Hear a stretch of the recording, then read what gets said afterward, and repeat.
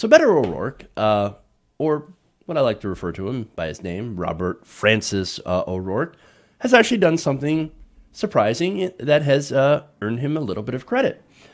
He has actually slammed Israel and, more importantly, Prime Minister Benjamin Netanyahu.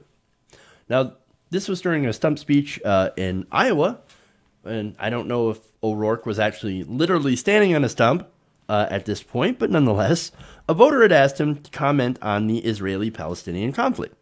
So this is what he said. He said that Netanyahu is somebody who, in previous elections, warned that Arabs were coming to the polls. It's racism. He also, and this is in reference, of course, to a warning about droves of Arabs that Netanyahu had told his supporters in 2015 to get them out of the polls. So that's basically akin to Trump saying the Muslims are coming, literally, or black people are coming, or Hispanics are coming. So, you need to get to the polls because you got the people that are against us that are coming to the polls. It's classic us versus them mentality, right? So now his criticism continues, and yes, that is absolutely racist, and it's good of O'Rourke to point that out. He also said, this is somebody who now no longer subscribes to a two-state solution and has vowed to annex the West Bank, which will make peace in the long term impossible. This is someone who joined far-right parties who are inherently racist in their speech and the way that they want to treat their fellow human beings in that part of the world. So, dang. That's actually pretty strong criticism from Beto O'Rourke. So I actually am going to give him credit for that because it's actually a fairly strong statement. Now, that said, he also mentioned in that speech, well, the most important relationship the United States has is its relationship with Israel. It's the most important on the planet. No, it's not. No, I disagree with that. But anyway, now, the thing is that Netanyahu is, look, I've been a critic of him. I'm a critic of the right-wing government of Israel. So I'm actually glad now that Democrats are starting to speak out. So this is, I think, partly has to do with Ilhan Omar. So she gets a lot of credit for going after AIPAC and for, saying that, hey, I don't have to agree with Israel's stances on everything. I don't have to take their side on everything. And I think, especially since younger people, especially a lot of younger Jewish people, are saying, look, I don't agree with what the right-wing government of Israel is doing, especially when it comes to Palestine and the Gaza Strip, etc. I don't agree with that, and maybe the party shouldn't completely back Israel 100% of the time when they're doing human rights abuses. And I think that's a fair position to have, and it shows really a generational divide. Older Americans, older Jewish Americans are more right-wing on that issue, whereas younger people are obviously more progressive on this.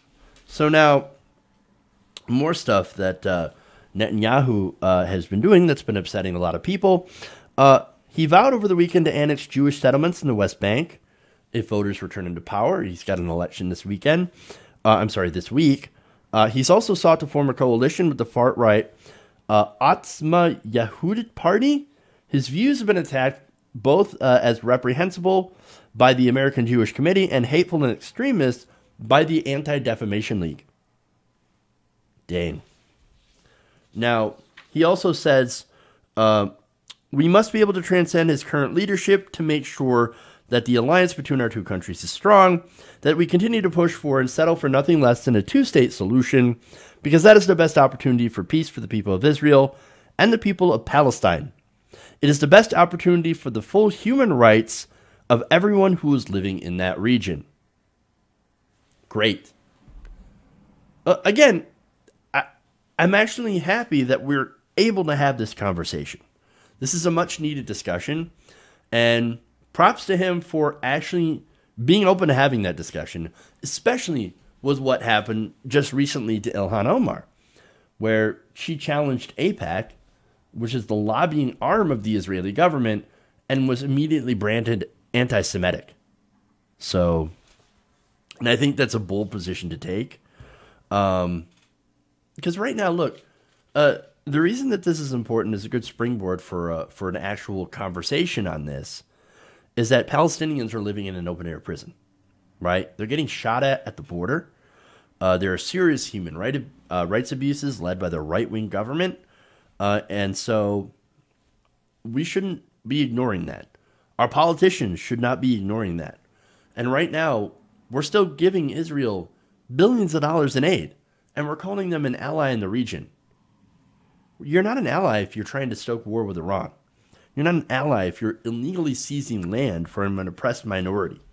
You're not an ally if you don't give people basic human rights because of their religion or because of where they're born. So credit where credit is due for speaking out on a subject which is really, really important and advocating for a two-state solution. Hey guys, hopefully you enjoyed that free video. Now I'm going to have to ask you a favor. Between the demonetization and the YouTube algorithm messing around with view counts, etc., we're having a hard time adjusting to the new YouTube reality, which is where you guys come in.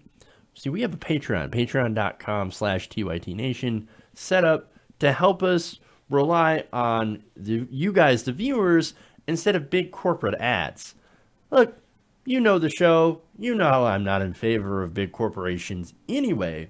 So help us transition away from relying on the ad model to pay the bills and sign up to be a patron, patreon.com/TYTNation. That goes a long way to help us keep the lights on. And you guys will know that you're supporting independent, progressive media.